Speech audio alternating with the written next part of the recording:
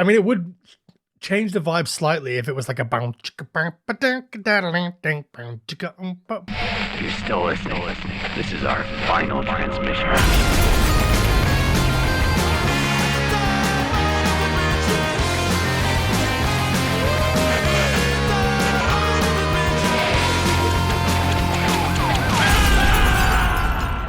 We're here. Hi, Jamie. How you doing?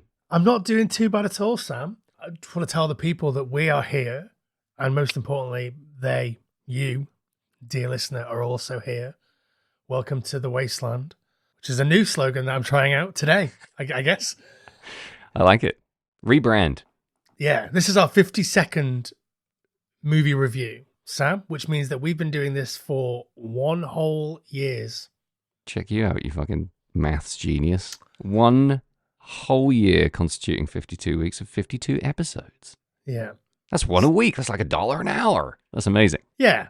Well, I mean amazing in the smallest, most insignificant possible way in the use of the word amazing. It's awe-inspiring, Sam. It inspires awe. For us, it's impressive, yeah. I mean, what else have you done consistently every week for 1 to 2 years? Don't answer that question. So yeah, 1 year of Final Transmission. Great. And what is Final Transmission? Final Transmission, as you well know, Sam, is a podcast in which me, Jamie Carruthers, and you, Sam Russo, talk about 1 horror movie per week. And this week, we're diving into a classic. See that? Diving, like in water. Very good. Very nice. I see what you did there. The classic in question, Universal, rated X on its release in the UK, now a PG. It is The Creature from the Black Lagoon, directed by Jack Arnold, starring Richard Carlson, Julie Adams, Richard Denning, another guy, Riku Browning as the creature in his incredible swimmy swim scenes. In water. It's a Universal horror, Sam. It's our second Universal horror review. It's sort of classic Universal horror. The first was The Old Dark House. Oh, yeah, of course. I hadn't even registered that as a classic Universal horror, but I guess it very much is. Yeah, I mean, this is part of, obviously, the Universal Monsters canon, of which there are several. Question 1, Sam, just before we do anything else. Yeah. Where does the creature himself stack up in that horror movie monster canon for you? How do you feel about the creature? Here's a controversial answer that's going to upset a lot of people. Exactly the same as all the others. I don't have a ranking for these fuckers because I just see it as impossible. It's like the ultimate fucking evenly stacked top trump deck for me. So I just put them all in a line, and I just think they all work in different scenarios. They all work well in their settings.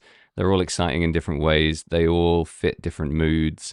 And I don't know, just because they come from the same, production stable, I feel like there's a tendency to, try and pick favorites.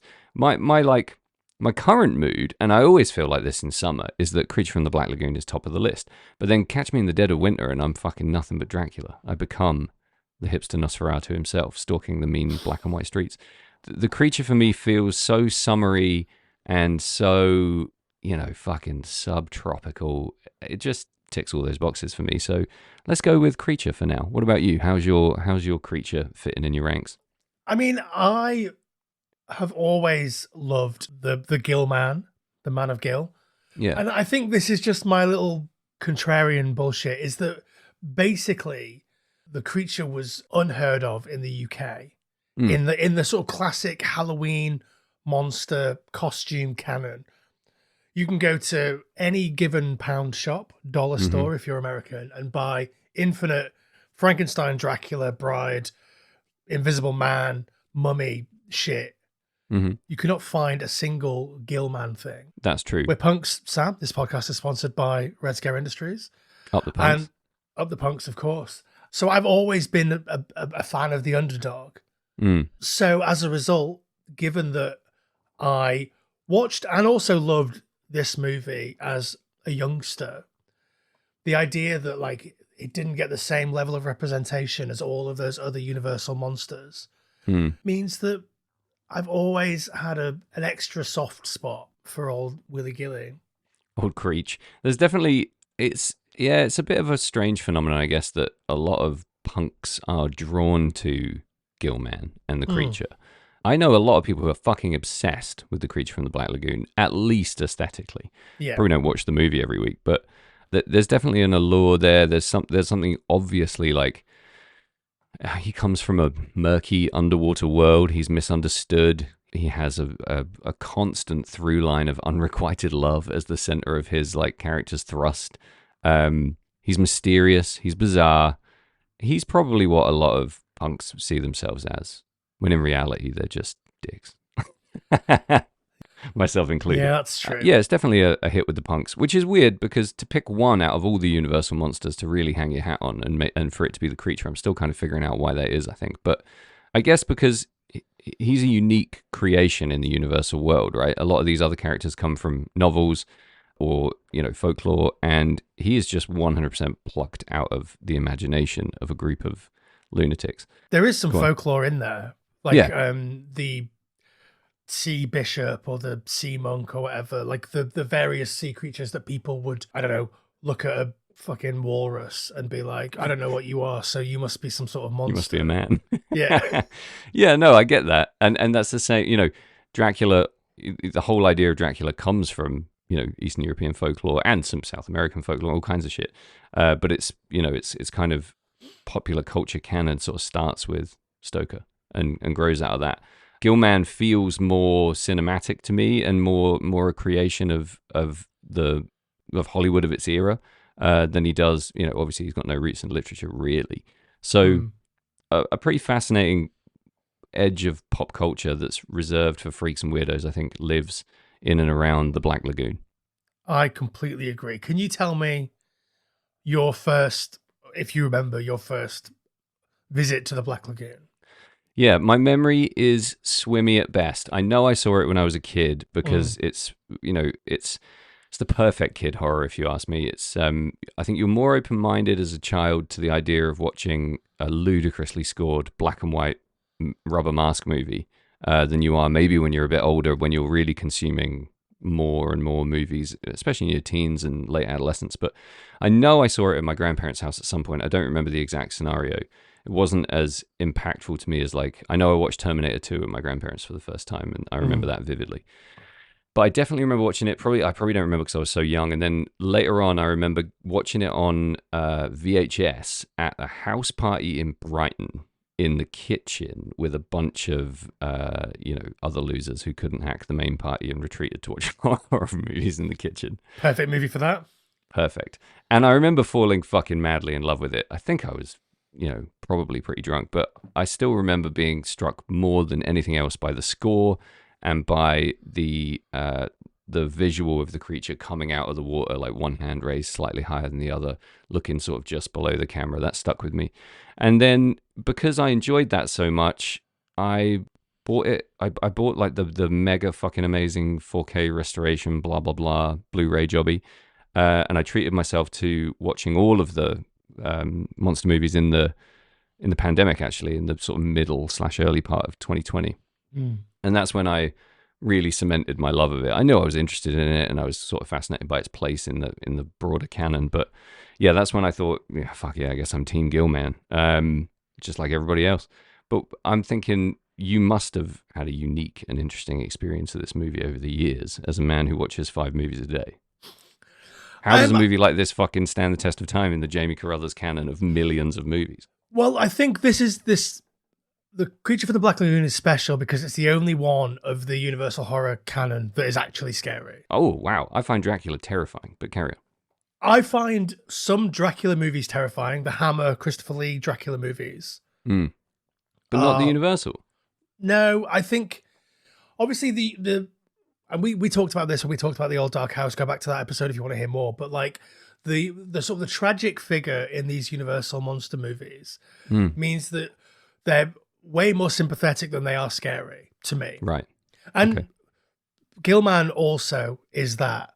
But those shots of him sort of lurking in the sea plants, completely static and looking like he's in deep, deep thought, but obviously it's just the limitations of the terrible mask that he was in. Yeah. Those shots are so cemented in my brain from watching this before I even remember watching movies. Yeah. I became really obsessed with the Universal Monster movies specifically as a kid Yeah. because my dad's partner at the time had all these books on like old Hollywood, and it would show you like the sort of the makeup approach that Lon Chaney would go through in order to make Yeah. him change from schlubby, sad-looking man to schlubby, sad-looking wolf man, Yeah, right. and him as the Phantom of the Opera, and all of those very specific Bela Lugosi transforming from, you know, Bela Lugosi to a guy that looks like Bela Lugosi but dressed as Pale Dracula. Bela Lugosi. Yeah, Yeah. exactly. And so I became like really obsessed with all of these movies, but this is the one that has always stood out to me. I don't have a particularly interesting or individual experience of it. Hmm. I remember that visual of the creature lurking under the water from before I can remember watching any movies. And mine's basically the same. You know, I Yeah. have those freeze frames almost in my mind, but no memory of the actual watching, which is the polar opposite of most of my movie watching memories, especially early on. Do you think some of that is because it stands out so much within that canon? You know, it just feels different, doesn't it? There's obvious like cinematic and filmmaking differences we can get into a little bit more, but it doesn't really do anything that the other movies do in a lot of ways. And the scene, the setting, and I guess the atmosphere is so different. It just sort of leaps off the screen a bit more. I mean, Yeah. shot in 3D. Hello, there we go. Absolutely. I think like we will get into the sort of the core differences, but I think like this is much more of a traditional monster movie in the sort of garbage rubber monster flicks that we were seeing come out in the 40s and 50s. Sure. The stuff that was coming out after Godzilla and like nuclear terror monster movies. But all of them are shit, right? Nobody's watching fucking Matanga, the mushroom people, and being like, do you know what? This is actually better than. Not even you, which is very controversial, I think. I love any rubber monster movie. Yeah. Fucking the God Monster of Indian Flats, like all of that shit. It's a giant sheep. The Killer Shrews, it's fucking dogs in little masks. Like, I love all of that shit, but they're all Yeah. bad. Yeah. The only one that is actually good, and I mean, it has the exact same plot as all the other ones. They're all the same. People go to a place. The monster wants the woman. Fuck yeah, movie. Yeah. Like Yeah. the only one that's actually good is The Creature from the Black Lagoon, and that's, I think, because of the direction and those underwater shots that were so incredible and so beautiful. I think we've talked enough without getting into the jump and digging into it properly. So why don't I'll drop a quick synopsis. Uh-huh. A group of scientists go to the quote unquote Amazon. It's, you know, just Florida Panhandle. 15 miles south of Tallahassee, Yep. on an expedition to find the roots of a fossil that was found by one of the scientists, and they uncover a creature that lives in the Black Lagoon that wants their woman. Yeah, that's a pretty good summary. Yeah. It doesn't fucking hang on much, does it? It's No. this happens, that happens, the end. Yeah. Okay, let's take a break then, Sam, and we'll come back and we'll get deep into The Creature from the Black Lagoon. Let's go.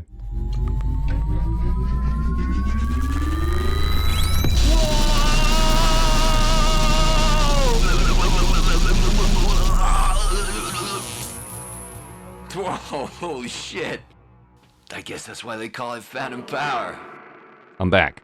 I'm back too, Sam. Coincidence? I think Yeah. not. So the most important thing about this film in terms of what makes me enjoy it so much is kind of as usual, I guess. The creature, obviously, but also the setting. Like, when you put this against Dracula and you look at the differences between the dusty old crypt and the very kind of flat, almost two-dimensional feel of those Dracula movies, you know, where Bela Lugosi is just kind of moving like almost like a cardboard cutout towards and away from you and side to side. You put that next to the sort of, even in black and white, the explosion of tropical foliage, the sort of rugged mountain outcroppings over the big bodies of water, the idea of the Black Lagoon, the creature with all its depth and texture just kind of sucking and blasting out light and moving around in the water. It makes it feel fully immersive, I think, in ways that the other movies don't feel. And it's just such a complete departure from the sort of dusty, fusty academic, cloistered, close, tight, dark, cobwebby feeling that you get from a lot of the other movies. It just feels like a summer day in a long fucking year of winter. Yeah, I think that makes it much more relatable to me. Obviously, I'm probably never going to go to the Amazon, but neither did they. So There you go. so like the idea that like I could be by a body of water and I have no idea what's going on under there. Absolutely, yeah. Like that's terrifying to me. It's just a great theme to expand on, just in terms of a commentary on human nature. You know, they do talk in this movie about how they've barely begun to explore the depths, and we still haven't. And, you know, they tie it in with some "we haven't explored the stars either" type imagery, and it shrinks humankind down to its most vulnerable, frightened and ignorant position in the universe, which is that I don't even know what's at the bottom of this fucking puddle. Do you know what I mean? So how the fuck am I going to, you know, get to the moon or whatever's going on at this point in time? It's just an you know, an interesting little parallel that's drawn, the mystery of the Black Lagoon as the universe. It's really fucking exciting from the very beginning. Yeah.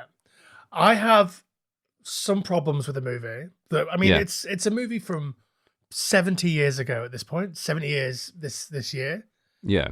So the Creature from the Black Lagoon celebrating a birthday. We're celebrating a birthday. Red Scare Industries also celebrating a birthday. So tie Triple that in. threat birthday time. Yeah, absolutely. That's a 3-layered cake. Exactly. But yeah, so some issues that I have, right? Just to Go get on. them out of the way. Yeah. The fucking music. Shut up. It's so fun watching mega fans of this movie defend the score. I mean, I don't hate the score. I just wish that there No. was some space in between. Remember there was like a video on social media, I don't know, 10 years ago of like a woman trying to walk down the street and a guy following her with a tuba. Like that's what yeah, this yeah. movie just is that. There's also a Yeah. movie called Rollergator, which I don't recommend anybody watch. It's directed by the same guy that directed Hell Comes to Frogtown. Oh, nice. So Rollergator is about this little alligator that gets lost from the swamp and is trying to find his way home, Okay. but he's being chased by skateboard ninjas. Mhm. And the farmer that's trying to find him to bring him back to the swamp farmer, is played by Tor Johnson of Plan 9 from Outer Space. And there's just like this noodly guitar riff all the way through that movie, Right. to the point where it makes, if the movie was even remotely watchable, it isn't because of this noodly guitar score. Okay. I don't know if it's a reference to this, but it's Right. fucking annoying, and it's annoying here too. I hate it. I don't hate it. I hate that it's omnipresent and constantly at me. The music is interesting. I think the creature theme, the brum, brum, brum, happens over 100 times, Yeah. which is beyond absurd. You know, I read it that the score is, I guess, relatively unique because it's a bizarre blend of some stock music, some stuff that had been used previously in a bunch of westerns and romances, Yeah. plus a huge amount of original music written by 3 different dudes, which is, for me, a recipe for exactly what you get in this movie, like cacophonous chaos like the whole fucking time. And they were worried in the underwater scenes that because there wasn't any dialogue, audiences wouldn't be able to handle just the sounds of underwater, you know, bubbles, you know, water lapping sounds, etc., like rocks grinding, stuff like that.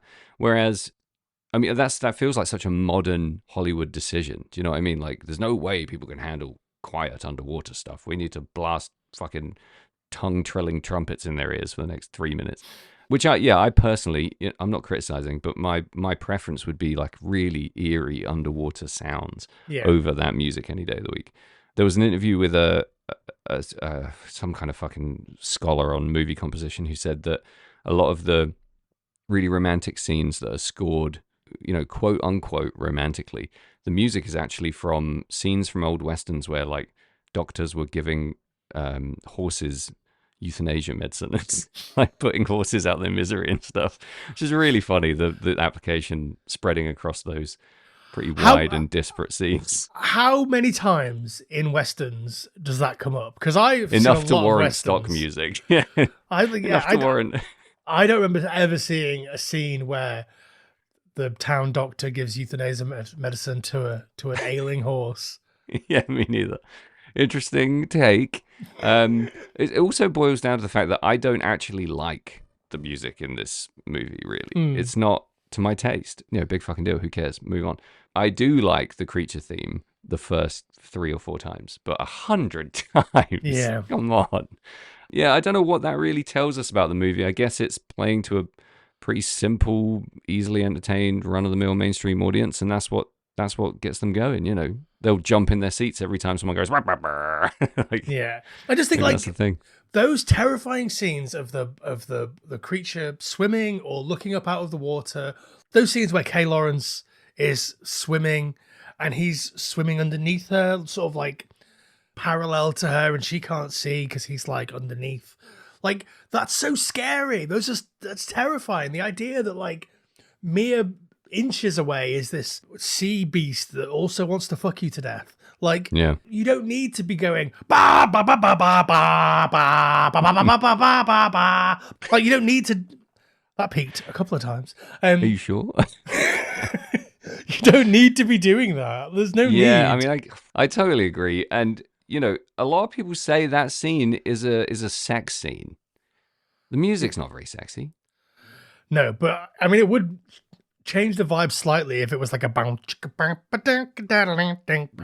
This entire movie transforms fundamentally as soon as you start switching in different music, and sometimes for the better. I think you put in some Bee Gees in that underwater scene, you're in a different world. You know, like when people are like, "Oh, if you play Dark Side of the Moon to The Wizard of Oz or whatever it is, Yeah. then it like completely matches up." I wonder if there's like an album that would completely match up to this. I hope it's like Blood Insane Sugar Clown Sex Posse. Magic by the Red Hot Chili Peppers. It'd be something like that, right? Yeah, and I think there are scenes here where the creature's slightly ridiculous looking presence on screen isn't necessarily helped by the music, especially from a modern perspective where we have a little bit more like, you know, aspects of postmodern humor when we look at stuff like that. But, you know, I just don't think it's worth criticizing something that has lasted 70 years, that is so firmly rooted in movie-loving people's consciousness, that is almost immune to criticism in terms of the actual creature and its, you know, it's sort of thrust through the movie. Yeah, the music kind of bones, but it still is kind of part of the fun. Like, you do sort of, I have to be in the mood to watch Creature from the Black Lagoon, and I'd never just like put it on, I'll just put Creature from the Black Lagoon on because I know the music's going to piss me off. But when I'm in the mood, the music works. Yeah, no, I know what you mean. I just think, I mean, we live in the future. These people live long in the past. 70 years is 500 years in like movie making and like scientific advancement terms. Sure. So like, yeah, it's a different world now. So we can look at this with years and years of hindsight and postmodern spectacles and all of that stuff and say, wouldn't it be much more scary if you just cut the music out in those little bits? And maybe it would, maybe it wouldn't, maybe it would just be doing something different. Another criticism that I have, Sam, in this movie that you can't really criticize, is opening the movie on the creation of the world is the cinematic equivalent of starting a speech with Webster's Dictionary defines the creature from the Black Lagoon as, do you know what I mean? Yeah, it's a real rough hang. And it's all over the place. It's like, pick a lane. Are you science? Are you God? What the fuck are you talking about? Yeah, there's a billion ways you could open a movie called Creature from the Black Lagoon. The origin of the universe is not the one that leaps to mind as the most practical starting point. But sure, it made me think they were going to make some allusions to this like primordial creature being as old as the fucking, you know, the first cooling of the oceans or whatever, but it doesn't really do that. Maybe that was part of the idea. I don't know. It feels a bit It's a Wonderful Life. Yeah. To me, it always reminds me of It's a Wonderful Life. Absolutely. Definitely a weird opening. I think my biggest problem with The Creature from the Black Lagoon is any publicity shot where the creature has bright red lips. It just fucking sucks. It looks so good in muted, mossy green. Yeah. As soon as you put those bright red lips on, it just looks so ridiculous. Like literal lipstick. Here's this primordial lagoon-dwelling creature who applies lipstick before he goes swimming. Yeah, it does sort of. I think any of this in color sucks the fun out of it. I think the beauty of the creature is that he is one with the ocean and with the Amazon landscape. Like that's why this movie is perfect in black and white, because like the same with like we've talked about like noir movies before and how there are minimal shades of gray. Yeah. So like he's built to be, you know, what's the word? Camouflaged. Right. But then you chuck those fucking Kim Kardashian lips out there, like this just ruins it. It also looks like, you know, when crazy old ladies go out for the first time in several years and they just do like a big oval of lipstick kind of around their lips. It looks like that. It's not a good look. There are some black and white stills from this movie that are so evocative. You know, they just look like the most classic, exciting action adventure movie you've ever seen in your entire life. Like sword fighting, the creature from the Black Lagoon, you know, the stuff where he's rising out of the water. And I don't think all of that is necessarily ruined by the addition of color, but the addition of color has to be so tasteful.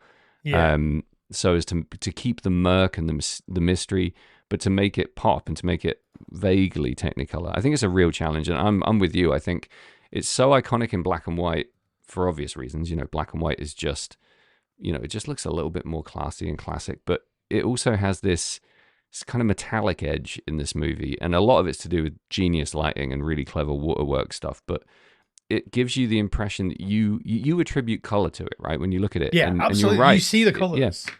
When you see those palm trees, I see them in color. You know, I don't know what's going on with my brain, but you know, I see the creature as this mix of blue, green, muted kind of colors. And I don't like being told he has gigantic red lips because that doesn't fit with with my interpretation. But because it has such a sort of adventure feeling to it, the first sort of quarter of the movie, at least, when they're cruising through the Amazon on this boat, there's a color palette that comes with that's really exciting in my mind, and it isn't garish. So yeah, I think those red lips bone. Yeah, I think if you watch the sort of the colorized version that came out, do you know what? I've never seen that. It doesn't have the red lips. Okay. When you go back in and you colorize a movie, you choose all the colors, and they didn't do that because I guess they also realized it was fucking ridiculous. Yeah, it looks laughable. But I mean, it looks. What do the lips look like in the colorized version? They're red, but they're sort of a faded, muted, like red color. Pink. Yeah, I guess in my mind they're more like they're either green or they're like the inside of the gill kind of color. Do you know what I mean? Because it's technically an internal part of the body, right? The inside of the lips. In the colorized version, generally, I mean, do yourself a favor and don't watch the colorized version. I've just looked at some stills, and it does look pretty great. So it looks good in stills in color from the colorized version, but it doesn't look good in motion. Right, that makes sense. Do you know there's like that bit in the non-colorized version, the original version, where the creature is just sort of like flapping his mouth open and closed, and he looks sort of terrible, but also sort of terrifying at the same time? Absolutely equal measures, yeah. The entire of the colorized version is like that, so it all looks inhuman, but in a way that makes it look fake. Yeah, I think I get you. He looks a bit like Ricky the Dragon Steamboat, which appeals to me, but doesn't work. Yeah, fair enough. I think one that's pretty good is the NECA classic action figure. Has the colors. They look fantastic. There's so many shades of green. It goes dark to light. There's lots of subtle yellow and amber.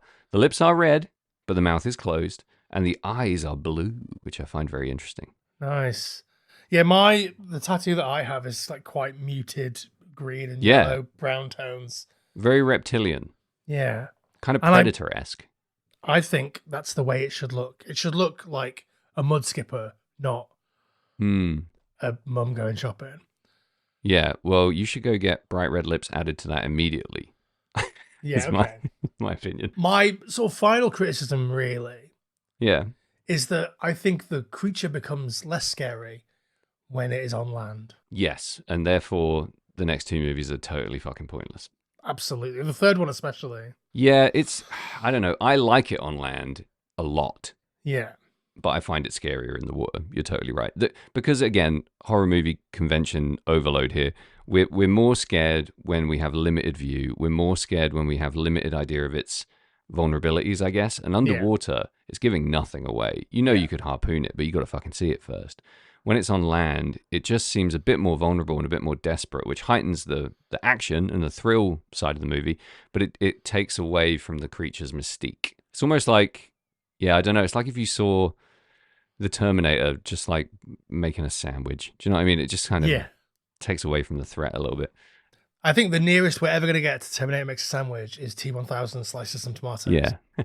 I would watch Creature from the Black Lagoon versus Terminator. I think that would be a great movie. Do you want to talk about why there hasn't been more Creature beyond 3, technically speaking? Obviously, we have a couple of creature-related, inspired movies. We got Monster Squad. We got Shape of Water. Color of Water? Shape of Water. Shape of Water. Yeah. I mean, there's been a million attempts and a lot of amazing names attached to the Creature, but why don't we have another one? I think because this movie is basically perfect. It does it gets in, it gets out. You don't need to tell a million creature stories. The story that it tells here, tragic creature wants to fuck the lady and can't. Yeah. And that's the only story that we have about the creature, right? The sequels that do different and stupid things with the Gillman are effectively telling the same story again. Whereas with Dracula or with Frankenstein, you can tell new and different stories using these characters. Yeah.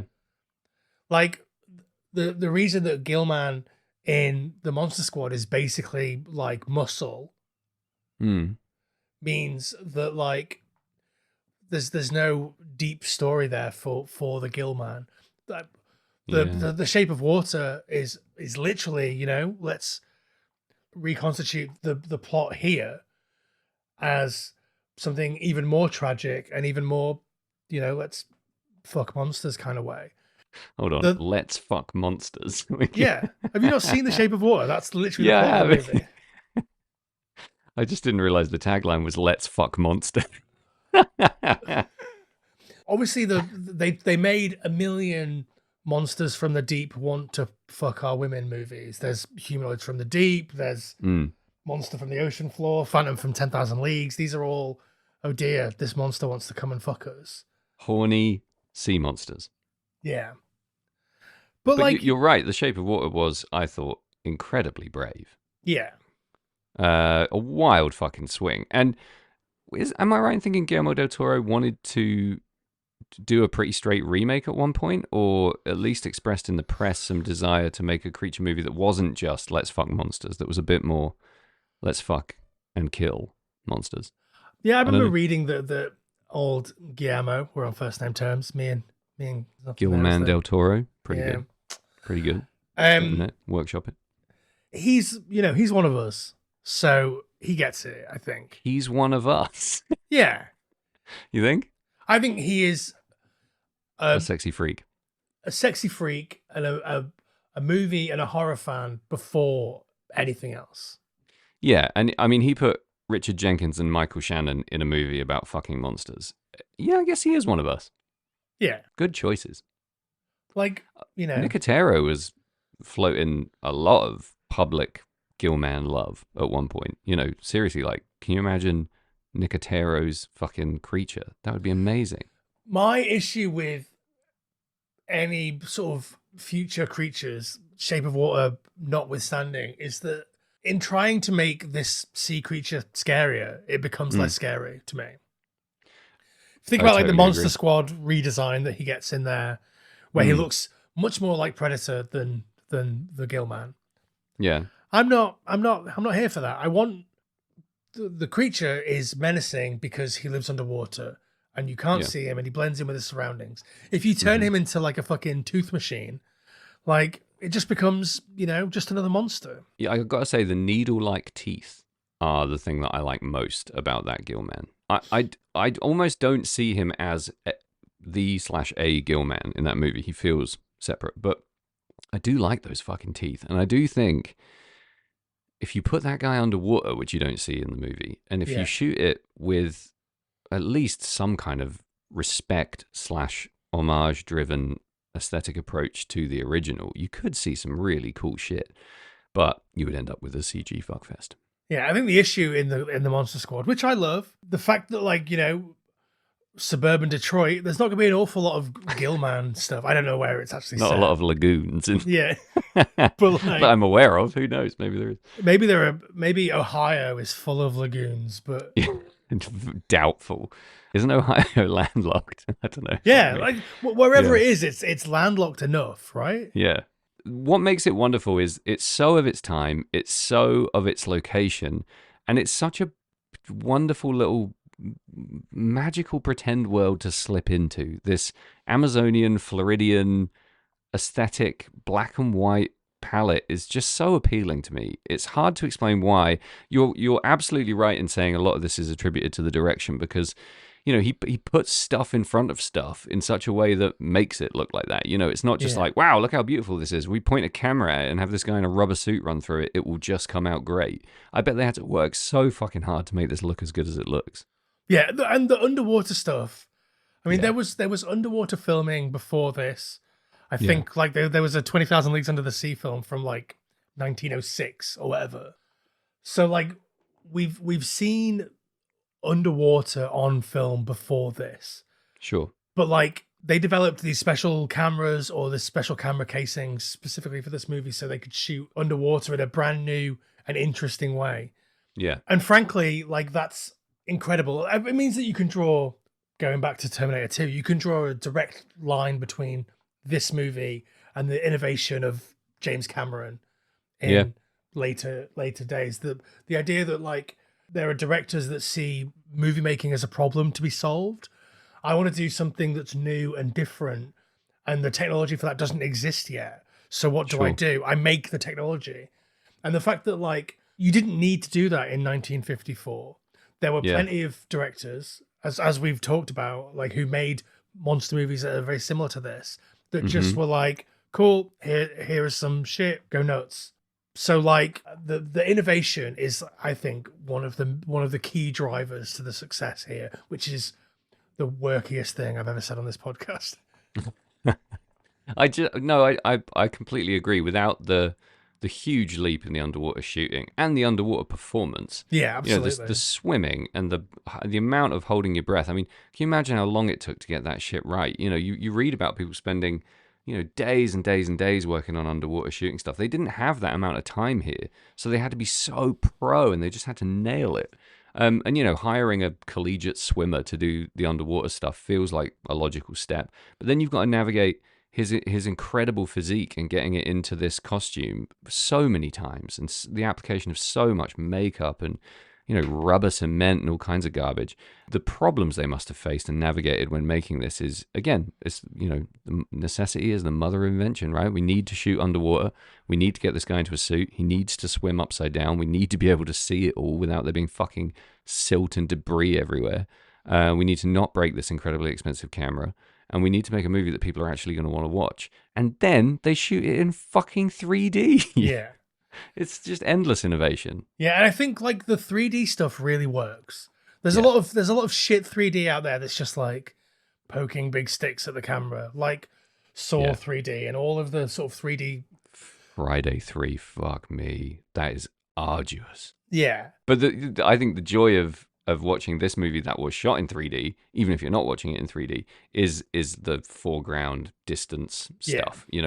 Placing the rocks and the sort of waving reeds and weeds and stuff at the bottom of the ocean, bottom of the lagoon, in such a way that it feels like you're looking into a fish tank almost. It contributes so much to the framing of so many of the shots, like you said, rather than throwing a fucking yo-yo in your face for 3 minutes. It's just tastefully done, I think. It's all about that depth of field, which is like what the real world is like. So if you want 3D, that's what you want. 3D, like living day to day, for the most part, isn't people shoving sticks in your face.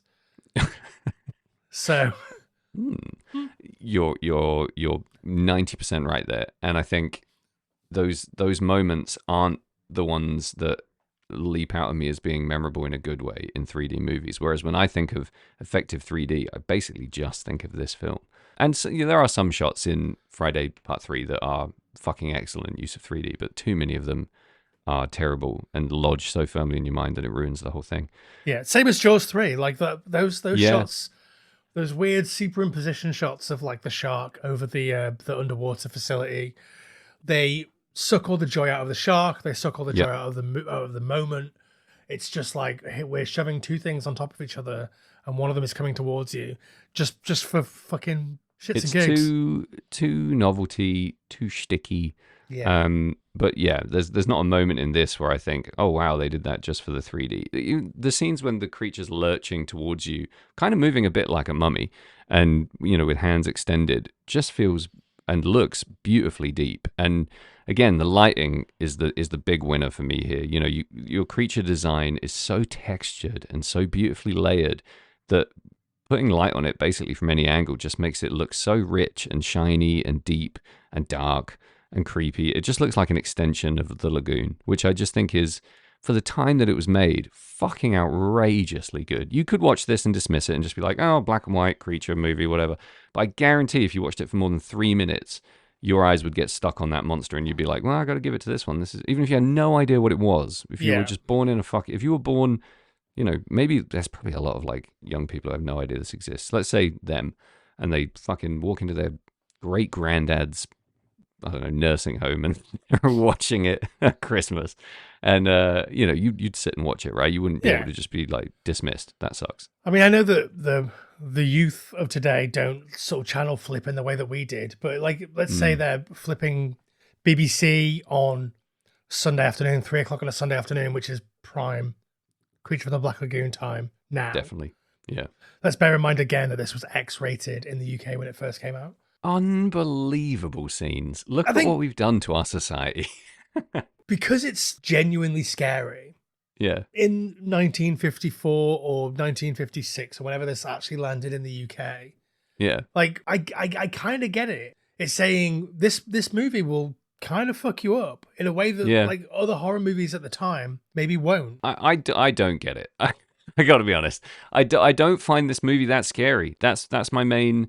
I think that's maybe where we differ the most in our experience of this film. Is I just find it so cool and so fun. I know that sounds like the dumbest fucking distillation of this film, but everything looks so cool. The themes are so meaty and enjoyable to me. There's an environmental angle to this movie. There's some shots in this movie that are placed deliberately to make you say, let's stop fucking doing this shit to the natural environment. There's a cosmic edge. It's not alluded to particularly densely, but there is an idea that maybe the creature is otherworldly, or at least like so primordial he seems otherworldly. There's also like the element of like the jarring differences between different types of academia. Yeah. And the science angle that you don't get when you're a kid necessarily. Yeah. And then when you grow up and you sort of understand it a little bit more, the grind between these scientists and their methods and what they want to get from studying the creature and how they want to do it. That becomes such a key part in so many great sci-fi movies. It's basically the crux of Jurassic Park, right? Is that like right? And like that was done here. Yeah, and that's the other thing. You bring up Michael Crichton. I'm reading The Andromeda Strain at the moment, and it is possibly the scariest book I've ever read in my entire life. And it's not really horror. It's all about that scientific, I guess, just the battle of science to find its fucking ethical moral compass in emergent / crisis driven situations. Not to spoil The Andromeda Strain for anyone, but Crichton's a master of that. Yeah. So it fits in that universe for me perfectly, and all it does is give me so much to look at. And I'm not really scared of the creature, if I'm totally honest, because there's too much that undermines the fear for me. Like the flapping lips and the walking into the lagoon just looking kind of sad. And I just find him way too interesting and fucking gnarly to look at to be scared of him. And I'm totally on his side the whole time. That's the other problem for me. I want him to kill everyone, and I want him to do it in the fucking raddest way possible. And in 2, there's a couple of kill scenes that are fucking next level. Isn't there a bit where he like hurls a guy like 10 feet into a tree and the guy just snaps against the tree? Like it's very next level violence. Yeah, no, I remember that. I think that's a shot that's meant to exist in this one, but they couldn't get it right, so they just sort of saved it. Oh, great. Love that. I mean, he doesn't put a fucking flipper wrong for me, and it makes me hard. It makes it really hard to find him scary or hate him. Makes you hard. Makes me really hard. The Gillman just gets me rock stunking every time. Yeah, like I completely agree. The monster, the creature, looks incredible. Super gnarly. Obviously, we've talked a lot about how it looks because that's a big chunk of the movie. Yeah. I would massively recommend anyone that's listening to this go and read Mallory O'Meara's book, The Lady from the Black Lagoon, which is about the life and work of Millicent Patrick, who had the credit for designing the creature sort of stolen from her by her assistant. Rude. It's a good read. I'm not going to get into the detail of it because, you should just go read the book and you can probably find it quite easily. Millicent Patrick works really hard on the look of the creature, and I think it nails it. It's perfect for every audience, I think. If you want to be scared of it, which, I am scared of it, and probably that's a hangover from being way too young, having seen it. And maybe the reason why I'm not scared of literally anything else. Ever. Because I had these terrifying shots of the creature imprinted on me as a child, as a tiny baby. Yeah, nothing will ever top that, I think. But like the attention to detail and the care on this creature like costume is what absolutely sets it apart from, like I say, all of the other monster movies that were coming out around the time. Yeah. And what people say about it that isn't scary is actually kind of the stuff that I think is scary. The scene when his gills are puffing in and out when he's walking along, they did that with like some compressed air and pumps and whatever. I think that's really scary because it adds a layer of animation and sort of there's just even more texture happening there, and it makes him seem more animate. And I don't think it looks cheesy or poorly done. I think it looks great. Yeah, it's kind of how I imagine the real life Gillman would look and move. I don't think there's anything particularly cheesy about the way that the Gillman looks in this movie at all. Nah, me neither. I think the sort of the sad, dead, floating on his face Gillman, Bob in the bathtub, end of the movie. Yeah. Scene is so tragic and so sad. Yeah. And it's the only time that you sort of think that he kind of looks pathetic. Yeah. But it's still amazing. It's so good. It's so fucking good, Sam. I also didn't, even for a second, any time I watched this movie until I started reading about it for this, think he was dead at that point. There's a lot of people are like, well, he's clearly dead, and then he comes back in the second one. I just thought he was mortally wounded, potentially, but returning to the lagoon is how he regenerates and how he, nurses himself back to full raging strength. I didn't for a sec. I don't know why. Just the end of the movie, I was like, he's not dead. I just didn't buy it. Well, I think it's meant to be ambiguous, but I don't think it's ambiguous at all. I think he's lying on his face, floating very slowly, bleeding. Because he's dead. Yeah.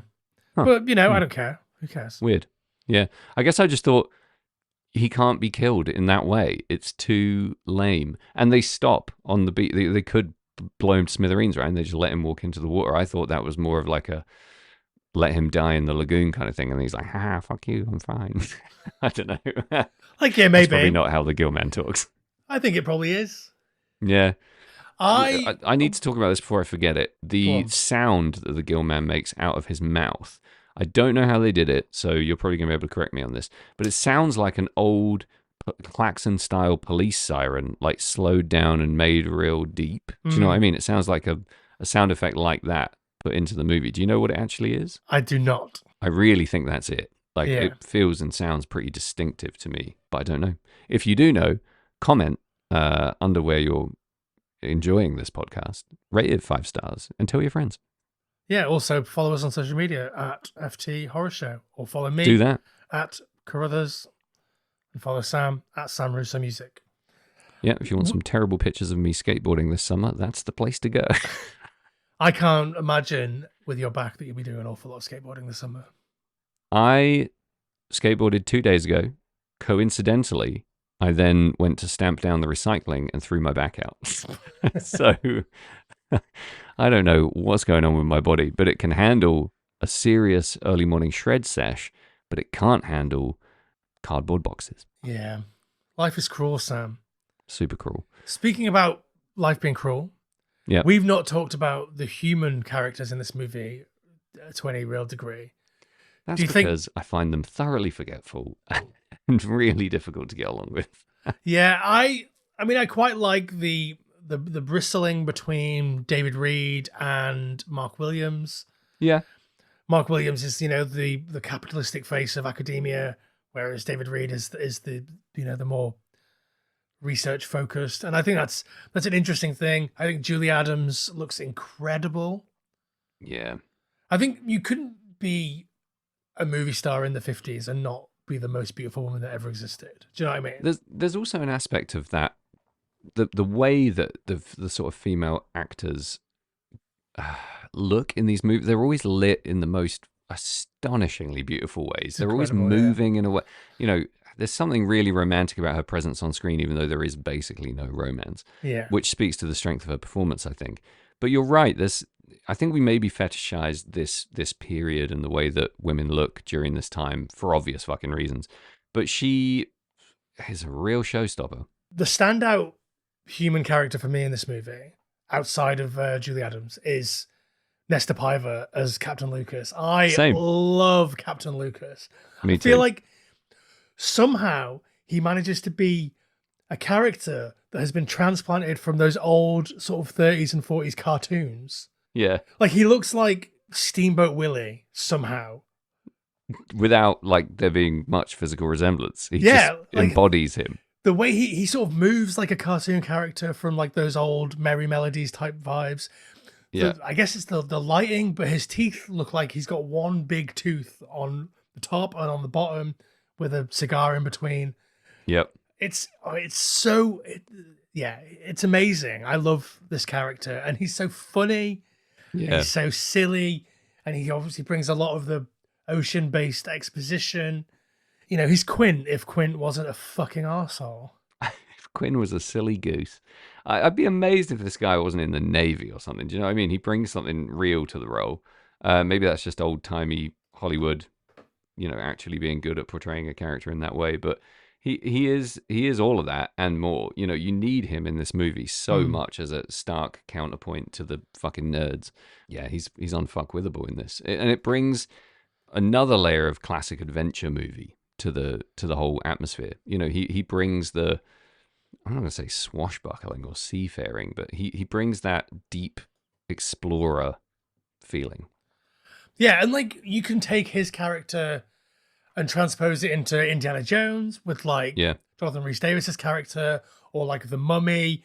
Yeah, all of that stuff. He sort of brings that energy. He's an archetype, but he's got some 3D elements. He's got some quirks. He feels more lived in than some cut and paste captains. Maybe he's kind of proto Quint. Maybe Quint's inspired at least in some part by characters like this that took the idea a little bit further, made it a bit more real, had a bit of pathos. I don't know. I just think he's great. He's good, yeah.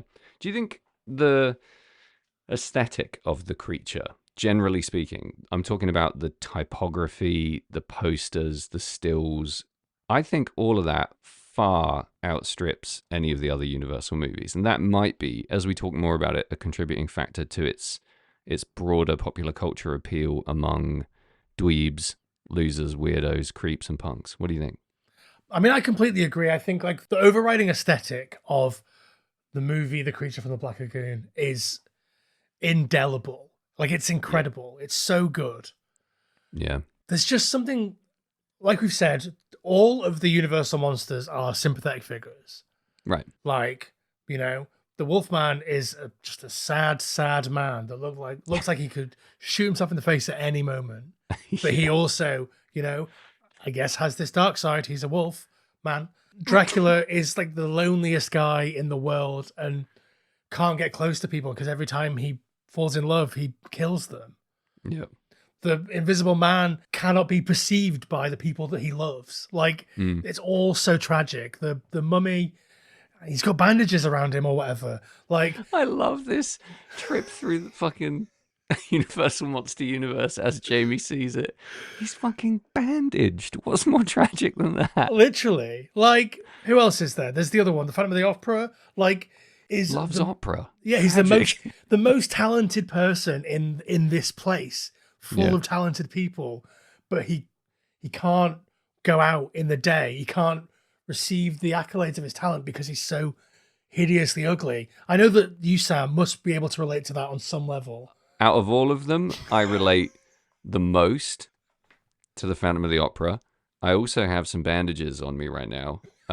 We're all a little bit of all of those monsters, right? And I think if I was just a little bit more talented, then I could get myself into Phantom territory. But realistically, if we're completely honest, I think guys like us, our personality is just a little bit more weighted towards old Creech. I completely agree. And like the thing is that he is the least human of all of the Universal monsters, but also the most human. That's a very astute observation. As a result, like he's so removed from humanity, but not too far removed that you can't find something inside him that you want to nurture. Yeah, that's true. Who's the horniest out of all of them? Dracula. Probably Drac. Yeah, it's probably Dracula. Is it true that a lot of people have a problem through modern eyes with Creature because he's sexually creepy? Because the love dance, the underwater love dance, I think from a male perspective is very romantic, but from a female perspective, deeply perverse and completely unconsenting. We live in a world now where we understand that women have a difficult time.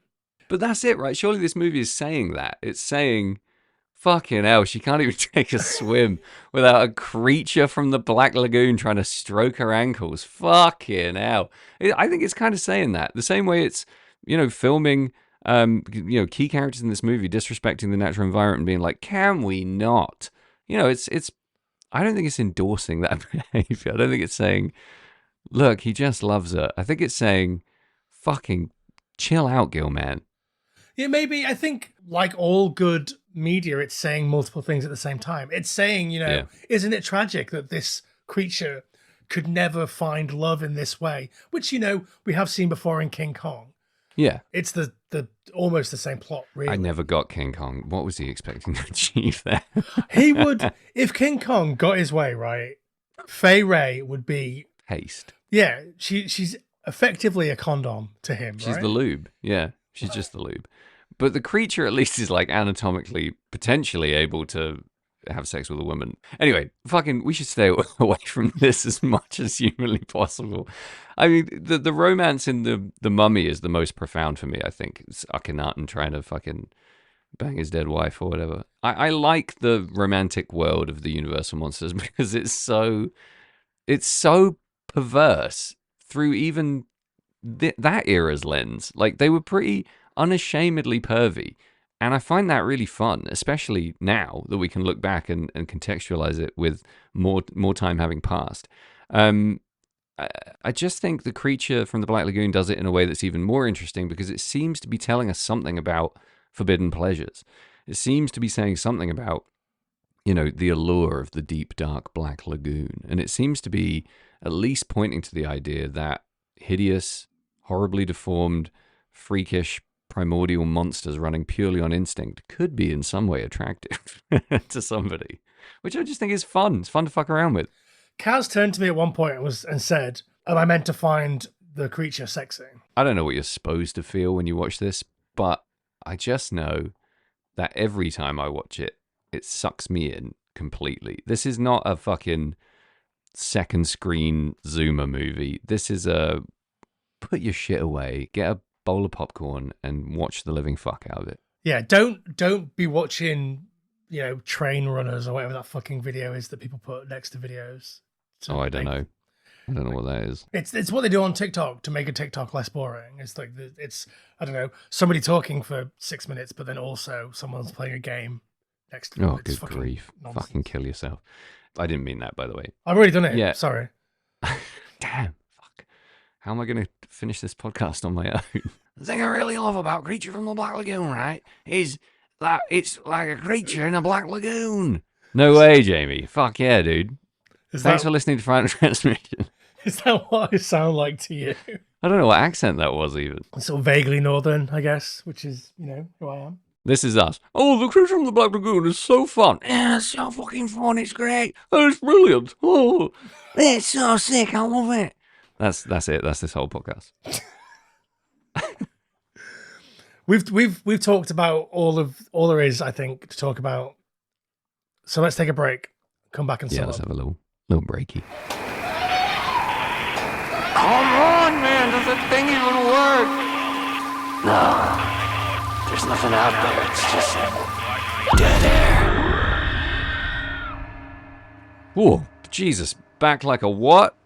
A bird's back. Back like a what? Like a vertebrae. Well done. Thank you. Welcome back to Final Transmission as we enter the final section of our podcast, the bit where we finish it. Yeah. I think, Sam, glossing over that massively, I think that this movie is impossible to rate. Yeah, it exists in a comparative space, right? All we've done so far is compare it to shit. Yeah. But that's a cage of our own making. We can get out of that. We can rate this fucker. Like, I mean, it's a full marks Sally, right? Yeah, it's got to be 10 Siggy Butts in the Lagoon out of 10, I think. Even though we talked for about 20 minutes about the stuff we didn't like, it's just such an important movie in terms of everything we get afterwards, right? Yeah. Like I've said a couple of times, like, this is worlds, light years ahead of the other stuff that was happening at the exact same time, in the exact same space, using the exact same tropes and the exact same settings. Yeah. Like, you can't look at Humanoids from the Deep or Monster from the Ocean Floor or any of those other fucking horny sea creature monsters movies that even come close to this, or even like non-sea creature ones. Like I said, like Matango, the fucking mushroom people, and Manos, the Hands of Fate, and all of those other movies. Like, this just magically transcends all of them. I think it's a lot of its parts are completely flawless, and I think are unmatched even in 2024. But I also think that this film is bigger than the sum of its parts, and more important than it ever could or should be as a rubber monster movie. Yeah, I think that sums up all of my feelings completely. Plus, the experience of watching it for me is nothing but fun. It's just such a great place, time, atmosphere, and ride to go on. I imagine there's been literal great rides made out of this, right? I know they did a musical at Universal Studios for a while. Was there a Creature from the Black Lagoon ride? I don't know if there was. Huh. If there was, I didn't go on it. Yeah, and me neither. Obviously, I'm front and center for that shit. I went on the Mummy ride 25 times. There's a new ride in the new Universal that's opening soon. Yeah. That has basically, I think it's like you go to Castle Frankenstein, but then also all of the other Universal monsters are also in there trying to get you. Nice. I mean, how incredible was that Mummy ride? I went on it because it had the shortest line when I did Halloween Horror Nights, and I was astonished at how good it was. It's real fucking fire, like 6 inches from your head. It's so good. It is amazing. I love all of it. I love the meta commentary on like the Mummy movie that we're doing. Like, they're making a Mummy movie, and it turns out that the Mummy is real. Like, yeah, I knew you'd love that shit. Like, that's Wes Craven New Nightmare territory. I fucking yeah, amazing. There's bits where you're like pivoting around in midair with like a blanket of fire in front of you. It felt so fucking dangerous. It really felt like real danger. It was great fun. Love that shit. I'd love a Creature from the Black Lagoon ride like that. Something immersive where with loads of underwater lighting and you feel like you're underwater. That would be amazing. But that's what this movie does to me. It really sparks my imagination to think of those underwater worlds because of the quality of the shooting down there. Yeah. And, you know, it's almost a shame that I've watched it so many times and read so much about it because the making of gets into my mind as much as the actual movie now. But when I can totally fucking chill out on it, like you said, on a Sunday afternoon and make myself a zombie cocktail and put a big old chunk of pineapple in it in my fucking Creature from the Black Lagoon tiki glass and sit down and just watch this movie from start to finish uninterrupted and lose myself in it. It has a transportive, I don't know if that's a word. It has a quality that transports you somewhere else. And that's pretty rare in movies of this era for me. There's a lot of strings and a lot of silly effects and stuff that pull me out of it. But this somehow just has a real feel to it that sucks me in and doesn't let me out until the very end credits. And I love it for that. And I love it for how much freaks love it. If it's attractive to the freaks, then I'm all in. Yeah. And like, it speaks to the freaks, like we've said, because of the tragic nature of the Gillman. He's of this earth, but not part of it. He's of humanity, but he can never truly exist with the humans. He's not allowed a library card. Yeah, he's not. The Creature from the Black Lagoon would love modern life, I think. I think we're ready for him now. I think if the events of this movie unfolded now, he'd be fine. Well, obviously the Shape of Water is set in like the 60s or whatever, right? Mm. And they weren't ready for him then. No. Even with the sexual revolution happening at the time, people were Yeah. like, you can't fuck him. He's a fish. So uptight. I know. But, she did it anyway. Right on, feminists. Fuck all the fish you want. Jamie, do you own a lot of creature merch? I've got some creature merch, yeah. I've got I've got a mask that is yours. True. I Featured borrowed. in my music video for a cover of Insect Nightmares by the Lillingtons. Worth checking out on YouTube. Lillingtons, of course, are a Red Scare Industries band. They definitely were. Yeah. Well, they're not a band anymore, are they? Nope. And when they stopped, they were on Fat Wreck. So what does that tell you? Leave Red Scare and die. That's Who are the Menzingers? Where did they go? I know, right? Where did they drifted into obscurity pretty quickly, right? Yes. So listen, if you like Gillman, you like Creature from the Black Lagoon, chances are you're going to like everything released on Red Scare Industries, a record label from the USA in and around Chicago, celebrating a 20-year anniversary this year. So get on the web store, redscare.net, get on the Bandcamp, purchase some shit, and pump dicks, not fists, or whatever the Red Scare motto is. Yeah. But definitely go to YouTube and find Sam's video for his cover of Insect Nightmares, because it's great. Insect It wasn't Nightmares bad. is a banger We song. fucked around. Yeah. I love that band. I love that song. Lillingtons are one of my favorite bands of all time. And we did that cover in the pandemic when you weren't allowed to do anything except hang out with one person outside for a walk. So that's what me and my friend Guards did. We went to the woods together, filmed that on a GoPro. I recorded the cover at home in not long, like maybe 20 minutes, and just put it out there as a fun thing to do back when we had time to do fun things. And I really like it. I think it's got a weird atmosphere to it, and it's fun to, again, talk about fucking necessity being the mother of invention. Why is the creature from the Black Lagoon walking around a Suffolk forest? Because we had a mask and a knife and nothing else. That's it. Why has he got a knife? Who knows? Why does he recoil at the sound of guitar solos? Who knows? The only thing scarier than the Gillman is the Gillman with a knife, right?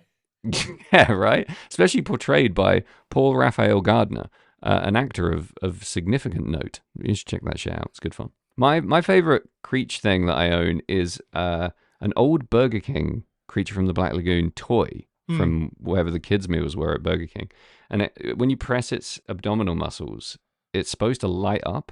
The whole body lights up green because it's translucent. Nice. I think the mechanism is long broken, but I've watched videos of it happening on YouTube, and it's pretty fucking cool. Yeah. Creature Man transcends everything. What a guy. What a guy. I think that if he were real and he were here right now, he would say, follow us on social media and make sure you like and review the podcast on wherever you're listening to it. Definitely do that. I'm going to watch the colorized version. I know you kind of told me not to, but I'm fascinated to see what this looks like in color, and It's to an then interesting sort of decide curio. what I like better. Yeah. It's an interesting curio. All colorized movies are bad. Yeah. I don't know. I actually quite enjoy some of that World War II footage that's colorized. Yeah, you just love seeing Hitler in glorious Technicolor. Glorious Technicolor. Yeah, dude. There's nothing I like more than seeing the Fuhrer the way he was meant to be seen in gore-drenched color. Yeah. What am I talking about? Creature from the Black Lagoon. What a great movie. What a great time. I'm on painkillers. Jamie's having a great time keeping me in line. Thank you for listening to Final Transmission, the podcast. Thank you for listening to Final Transmission, the ride.